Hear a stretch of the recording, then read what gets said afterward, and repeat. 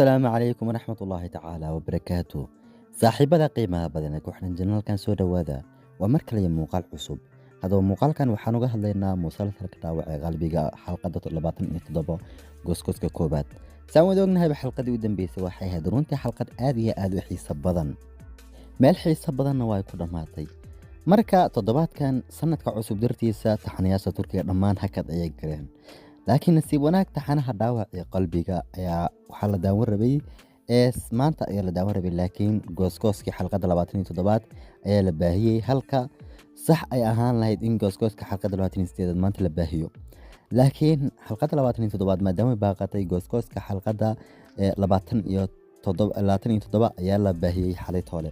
marka muuqaalkan ayaan ku falanqaynaynaa fadlan bal ninka like noo taasa sidoo kale asxaabta waxaan furanay janaalka la cusub in commentiga aan been ku soo qabanaya saadkan ugu kala kicisay waxa rajaynaynaa saas kale ugu kala kicinsiin marka bal ku soo dhawaada. haddaba runtii waxa uu ahaa gooskoos xiiso badan. ugu horeyntii gooskoos waxaan ku arkaynaa ninkii Fariid ahaa oo dharbaaxay ninka Yaman lagu magacaabo adigoo adiga maba istaahish inaad nin noqotid ama ninba ma tihid. dhanka kale waxaan arkaynaa qoftii handee ahayd oo azaade ku leh gurigan aniga ayaala ayaa ku dhaxaysaa oo gurigan hadda ayaa aniga ayaala adigana marta ayaa tahay. sidoo kale azaade way hadlaysaa oo waxay dhahaysaa wax walba waan khasaaray. Fariid ayaana la hadlaysay. dhanka kale waxaa iman doontaa handee hooyadeeda Zumrud ayaa iman doonta. Zumrudna dharbaax doonta wax dhihi doonta hadda kadib gabadha handee lagu magacaabo gabadhayda ma aha ee ula socda ee iska cafiya iyo reerka saas ayay macnaha ula jeedadeedu kaliya ayada tahay. halka dhanka kalena arkay ninkii Mirza ahaa oo Fariid ku leh aabbahaga hadda shilmiyo ku dhintay marunba. macnaha Fariid waxa uu wadaa dabagalkii ama aabiye qaabka uu ku dhiman lahaa. halka gooskooska dhexdiisa uu ka dhahay aabbo maxaad samaysay adiga. ereygaasi ayaa daawadayaasha ama dadka falleeya musalsalka dhaawaca qalbiga ayaa ereygaasi si badan loo fasiray.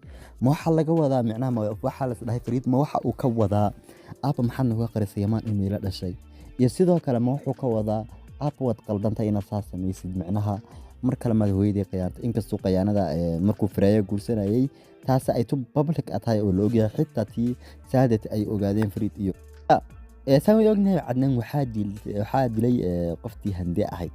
Fariid xalqadaha soo socda waxa uu ku sameyn doonaa waxa uu raadin doonaa aabihiisa qofka dilay ayuu si caadi u raadin doonaa. ugu dambeyntina waa heli doonaa. laakiin waxaan idin sheegaynaa taxanaha in uu dhammaan rabo ugu yaraan waxaa hadhay 6 xalqadood oo kaliya waana 6 toddobaad adi waa bil iyo toddobaad bes ayaan filaya. marka taxanaha waa u dhammaan raba waxa uu ku dhamaanayaa xalqada 33 waa sida marka hore naloo sheegay. halka xalqada 28aad ee taxanaha dhaawaca qalbiga atiriisha cusub lagu soo diray saa ula socda. waxaan rajaynayaa muuqaalka xiga in aan si fiican u faahfaahiyo sida magaceeda doorka ay qabanayso waxay qabanayso dhan insha Allah muuqaalka xiga aan uga hadlaynaa. marka xalqadaha soo socda Fariid waxa uu dabagal ku hayn doonaa qofta handee ah si uu u soo raadiyo ama uu u soo helo aabihiisa qofka dilay. waxaana ka caawin doonaa arrinkaasi ninka lagu magacaabo Mirza waxa uu la raadinayaa aabihiis sida uu ku dhintay.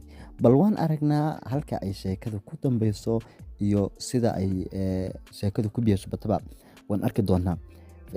qoftan handee ana talo xabsi ma geli doontaa. tan ilaa hadda laga yaaban yahay waxay tahay handee uurka sax miya u leedahay mise u male. haddaba qaar waxay leeyihiin waa run uurka leedahay qaar waxay leeyihiin waa ciyaaraheeda laakiin waxaa la ogaan doonaa bal marka ilmuhu uu 5 bilood uurka uu gaaro.